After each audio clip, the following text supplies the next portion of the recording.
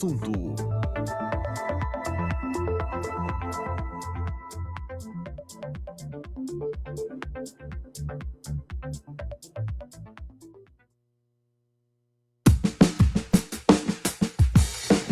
Hoje no Rádio Opinião a gente vai falar sobre o 64º CONAD, que é o Conselho do Andes, o Sindicato Nacional dos Docentes das Instituições de Ensino Superior, evento que acontece de 3 a 5 de julho aqui na Universidade Federal do Maranhão. Para isso a gente conversa com o presidente nacional do Andes, o Cláudio Mendonça. Cláudio, seja bem-vindo, bom dia. Bom dia, agradecer aí ao convite, a possibilidade de estar aqui dialogando com a comunidade acadêmica nesse importante programa que tem um papel fundamental não só para a universidade, mas para a sociedade maranhense. Maravilha, e falar desse grande evento, né, que vai acontecer aqui. Olha, são 3 dias, né? 3 dias de muita movimentação, expectativa aí, claro, né? Cerca de 450 docentes, né, de instituições de ensino superior de todas as regiões do país que vão participar desse evento aqui em São Luís. O tema desse ano é guarnecer a luta pela educação pública na terra da balaiada contra o imperialismo e a extrema-direita. Vamos falar primeiro sobre o Andes, né, como ele está se organizando justamente nessas lutas, né, luta dos professores em todo o Brasil. Adalberto e Maíra, né? Mayra, a gente está num processo, né? Primeiro, o Andes, a gente passa por uma conjuntura muito delicada, né? Não só no âmbito nacional, mas no âmbito internacional, de um movimento que tem, de alguma forma, intensificado ataques ao conjunto dos trabalhadores e trabalhadoras, da população em geral, e para o nosso Sindicato Nacional, que se organiza nacionalmente nas universidades federais, estaduais, municipais e distritais, universidades públicas, Instituto Federal e Cefet, realizar esse evento aqui, que é o segundo evento mais importante do Andes. Nós temos uma estrutura que tem um congresso, inclusive o Maranhão já sediou um congresso do Andes em 2014, se não estou enganado. E agora, esse segundo evento mais importante do Andes, que é uma atualização dos nossos planos de luta, além de aprovação das nossas contas. Então, realizar esse evento aqui em São Luís, tendo, inclusive, eu como presidente desse sindicato e sendo professor dessa universidade, tem um papel fundamental de fortalecimento do Andes, no sentido de defender os professores e professoras, uma carreira estruturada, porque compreendemos que quando o professor ou a professora tem uma carreira estruturada, ele tem mais qualidade de vida, tem mais qualidade para que possa exercer aquilo que as diretrizes do nosso Sindicato Nacional aponta, que é um tripé ensino, pesquisa e extensão, e que é o fundamento também das universidades públicas nesse país, que cumpre um papel fundamental, tanto no ensino, mas também com pesquisa. Sabemos o quanto aqui a pesquisa pública cumpre um papel fundamental no desenvolvimento social, para superar as mazelas estruturais que a sociedade brasileira tem, assim como também na extensão, que cumpre um papel essencial em várias ações nas comunidades, tendo professores e professoras com esse papel central. Então, nós estamos muito alegres, muita esperança desse CONAD aqui em São Luís, e com o ar, né, da nossa cidade. São Luís é uma cidade extremamente agradável, uma diversidade cultural fantástica. Acolhedora. É muito difícil alguém vir em São Luís e não se sentir acolhido, né? Então, é uma cidade que tem esse potencial, com um litoral lindíssimo e com muita gente linda, e que se expressou, inclusive, recentemente com a festividade junina, mostrando a riqueza da nossa cidade e a potencialidade das lutas do nosso povo. Festa que não acabou ainda, né? É bom lembrar. Isso, continua. Tem arraial, enfim, tem muita movimentação, isso é muito bom, isso é muito interessante. Professor, sou professor aqui do Colum, né, do Colégio Universitário, né? São duas questões, duas coisas aí. Uma é a estrutura, né, da universidade, das universidades e desses institutos, né, federais, e também a questão do professor, né, o profissional, né? Vocês cuidam aí do profissional, mas as coisas estão ligadas também a uma infraestrutura, né? Enfim, o que vai estar colocado nesse evento também em relação, né, especificamente sobre essa perspectiva, né? Estamos em um governo, né, o terceiro governo do presidente Lula, né, que teve avanços aí, né, com as universidades. A gente já saiu de coisa muito pior, né? Tivemos aí umas turbulências, né, de governos passados, mas ainda precisa se estabilizar ou então melhorar justamente as questões relacionadas à manutenção dessas estruturas federais de ensino, de formação de profissionais. A coisa não tá bacana como a gente queria, como todo mundo quer e precisa, né? A sociedade precisa que essas estruturas elas estejam azeitadas, né?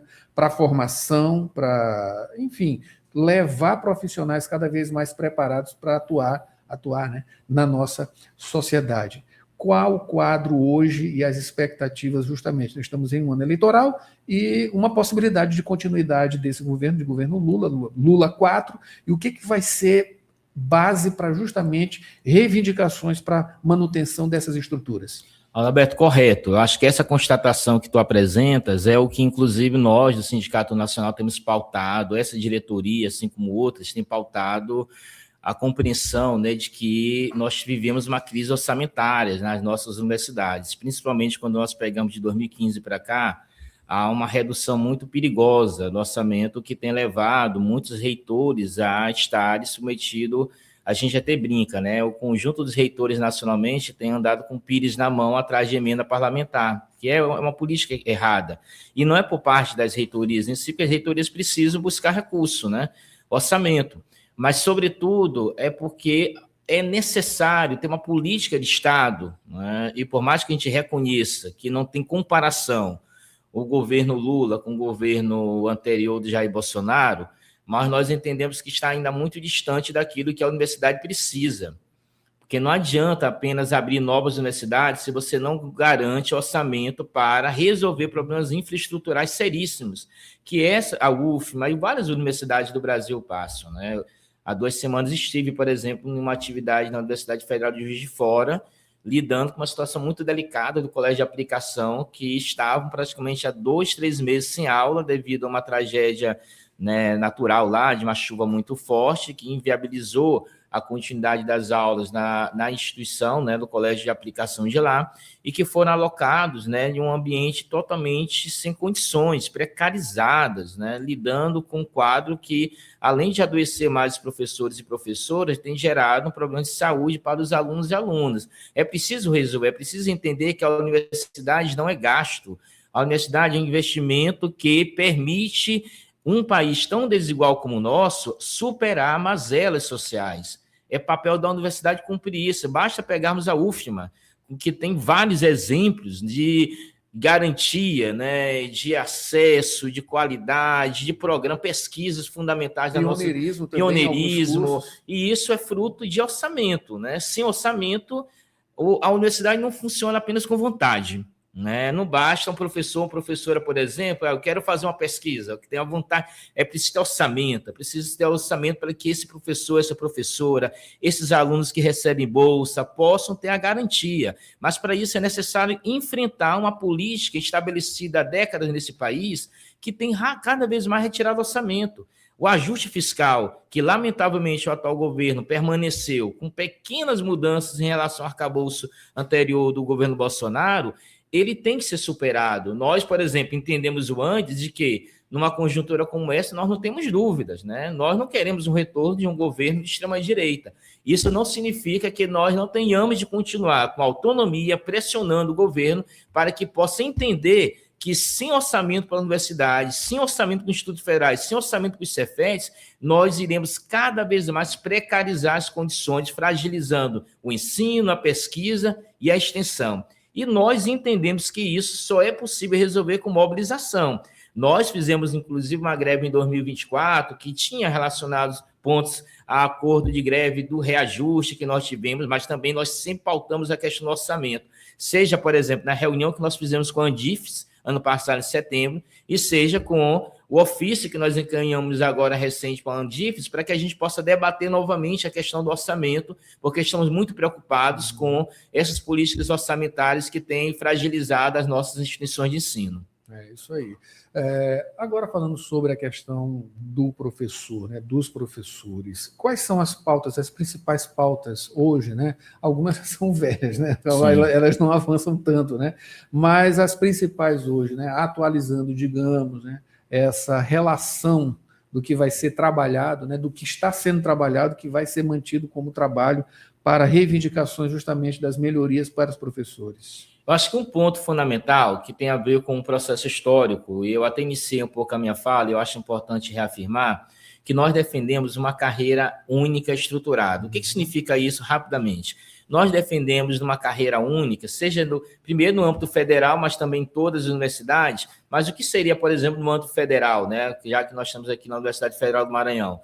No âmbito federal, nós temos, por exemplo, 2 carreiras federais. Hoje nós temos a carreira Magistério Superior, que predomina nas universidades, e a carreira EBTT, que é uma outra carreira federal, é a que predomina nos institutos federais Cefet, inclusive o Colégio de Aplicação. Eu sou de uma carreira EBTT. Nós entendemos que é preciso e é fundamental ter uma carreira única estruturada. Podemos iniciar, inclusive, pegando o exemplo das federais, seria muito mais fácil, né? Mas também no âmbito estadual. E o que implicaria uma carreira estruturada? Implicaria, por exemplo, ter uma carreira onde o professor não precisaria estar buscando um outro trabalho, um outro emprego, né, com vencimentos que possam garantir com que ele possa se dedicar integralmente ao ensino, à pesquisa e extensão.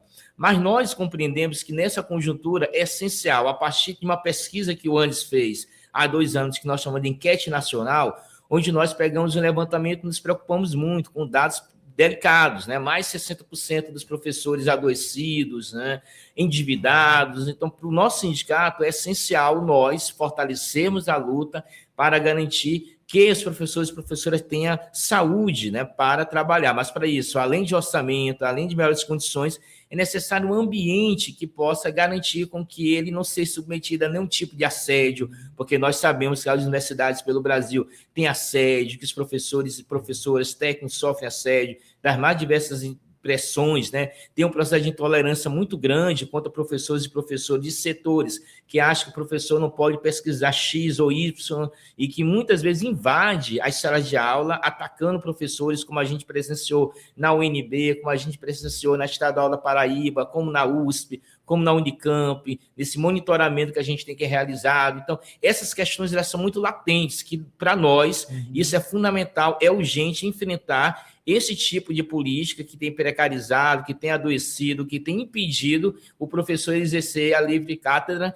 e a capacidade que a própria Constituição nos coloca, né, do livre pensamento, da capacidade, do direito de expressar essa diversidade cultural, ideológica que tem sido ceifada por essas ações de setores de extrema-direita que tem gerado afastamento de professores por medo, né, e por adoecimento. Falando de um cruzamento de saúde mental, e claro, que tem tudo a ver também, obviamente, como você disse, né, sobre uma melhor estrutura, né, um oferecimento de uma melhor estrutura para que esses professores eles atuem de uma maneira ideal, digamos assim, né, sempre perseguindo essa atuação ideal de um professor, né? Enfim, mas essa coisa ela não está só no ensino superior, né? Essas dificuldades elas são enfrentadas por vários outros setores, né? Nos níveis estadual e também municipal, né? O que falta para congregar ali ações, né? Ações políticas, inclusive, né? E atuações para que a figura do professor não seja, né, deixada de lado. O que a gente viu nos últimos anos, nas últimas décadas, é um enfraquecimento da figura do professor, né, uma diminuição desse profissional. Esse profissional que ele ajuda a criar todos os outros profissionais. Enfim, tem passado aí por momentos trágicos, né, em termos de valorização, e é geral, ela não está só no âmbito federal. Como pegar também esses âmbitos mais de capilarização, desde as prefeituras, lá do professor, lá nos rincões das escolas municipais, até chegar, claro, aqui a uma grande instituição como é a Universidade Federal. Um ponto fundamental, que é balizar de tudo isso, é que os professores tenham uma carreira estruturada, seja municipal, estadual, que o professora possa, né? Todos nós, eu sou professor, a gente dá aula por amor também, né? Por dedicação, mas tudo também... Tudo começa com amor, né? Tudo começa isso, né? Da profissão, há uma pulsão, né? A gente é motivado também pelas emoções, pelos sentimentos, pelo prazer, né? De estar em sala de aula e tudo, mas isso não é suficiente, né? Claro. Pelo contrário, né? A gente entende que para garantir com que essa pulsão ela não seque, né? É necessário ter uma política que garanta com que esse professor se sinta motivado, que o professor possa, no final do mês, né, pagar suas contas, né? E não precisar estar correndo atrás de 2, 3 empregos, né? E é terrível. O adoecimento do professor, por exemplo, da rede municipal estadual é muito fruto disso. Eu sou filho de uma professora já falecida, né? Mas que ela tinha 3, né? Dava aula de manhã, de tarde à noite. Eu via como era a vida labuta da minha mãe. Então, e que é uma realidade do conjunto de professores e professoras da rede municipal estadual, que praticamente tem que ficar correndo, né, em vários empregos, né, para poder garantir o mínimo, né, para os seus familiares. Então, o primeiro ponto, Adalberto, é que os governos têm que entender que o professor, a professora tem que ser entendida a educação como uma política de Estado, independente de governo, ser uma política de Estado, e que nós só iremos garantir desenvolvimento social, tecnológico, humano nesse país com investimento sério, firme, constante na educação, educação pública, investimento público pelo Estado, seja a esfera federal, estadual, municipal ou Distrito Federal, né? Um outro ponto que nós entendemos que é essencial é garantir com que esses espaços sejam espaços seguros, né? Hoje, se a gente pega, por exemplo, os dados, né, a nossa própria enquete que nós fizemos, há uma insegurança por parte dos professores com medo, né? Com medo, seja de violências externas ou internas. É necessário conectar as universidades, as comunidades ao redor têm que se sentir parte da universidade. Não é os muros que vão separar, os muros separam a comunidade das universidades. É necessário entender que é preciso desconstruir esses muros para que as comunidades sintam parte da universidade e a universidade parte dessas comunidades. Mas tem um outro ponto, né, que nós também compreendemos que é fundamental, que tem atravessado a questão da saúde, tudo. Nós vivemos um tempo de virtualidade e que a gente tem que enfrentar.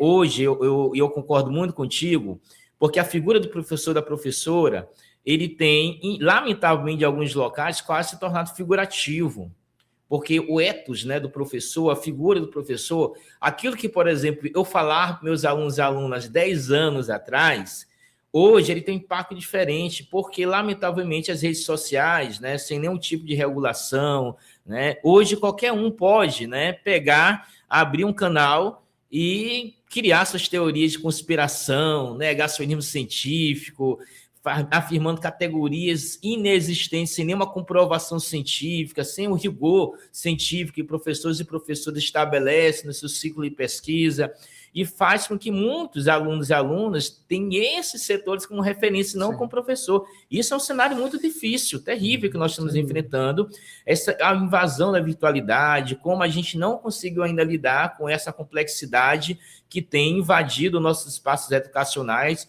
com substituição, muitas vezes, das atividades presenciais por atividades virtuais, que é complicada, que é delicada, e com esse cenário, né, de nenhum tipo de regulação e que atinge principalmente jovens e adolescentes que hoje são capturados por setores, por exemplo, Red Bills, né, setores extremistas, machistas, misóginos, também, né? Do racismo, como se prolifera, né, nas esferas virtuais, sem nenhum tipo de controle e que atinge esses alunos e alunas que nós não temos conseguido desconstruir devido a essa barreira que a sociedade tem estabelecido com uma falta de política efetiva e valorização dos professores e professoras. É isso aí.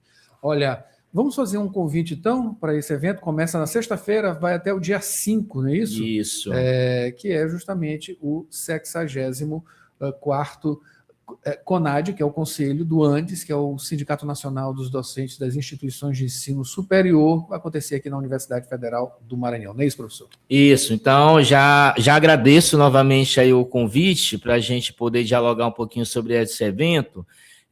Primeiro, quem está ouvindo, né, a Rádio Opinião, possa, e tenho certeza que vai acolher muito bem essa delegação, são vários professores dos mais diversos cantos desse país, desde a Federal de Pelotas, a Federal do Acre, a Federal do Espírito Santo, vem da Bahia, vem do Norte, Nordeste, Centro-Oeste, até muitos professores e professoras que vêm conhecer a cidade, mas também vêm debater a política educacional, a política de previdência diante de um quadro de aposentados que perderam vários direitos em razão de várias reformas previdenciárias e que tem precarizado mais ainda a aposentadoria desses professores e professoras.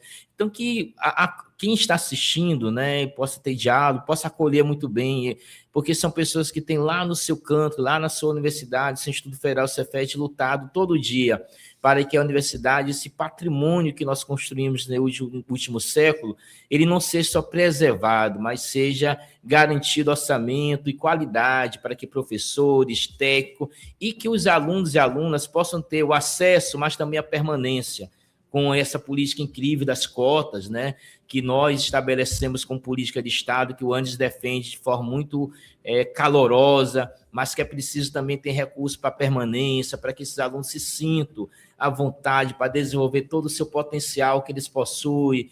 Então, logo, nós convidamos aí a comunidade, a população de São Luís, se tiver contato, possa receber muito bem. Aqui na universidade, a gente não tem para participar diretamente das plenárias, tem que estar credenciado, mas isso não impede, né, participar dos espaços que são mais públicos, né, dialogando aí com a comunidade, acompanhar as redes sociais do nosso Sindicato Nacional, que vai estar cotidianamente alimentando com as informações que forem sendo debatidas no nosso CONAD. O negócio é estar perto de alguma maneira, né? É isso aí.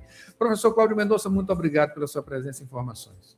Eu que agradeço, e vida longa à nossa universidade, a UFMA, a Rádio Universidade, que continue estabelecendo esse papel central para a sociedade maranhense. Maravilha. Mara Nogueira junta tudo quanto é bloco aí, que ficou atrasadinho, né? Mas a gente vem em seguida com Borges Júnior com informações aqui no Jornal Rádio Universidade. A gente volta já já. Atenção, São Luís! O seu futuro acaba de ganhar um novo endereço. A Faculdade Laboro chegou com um novo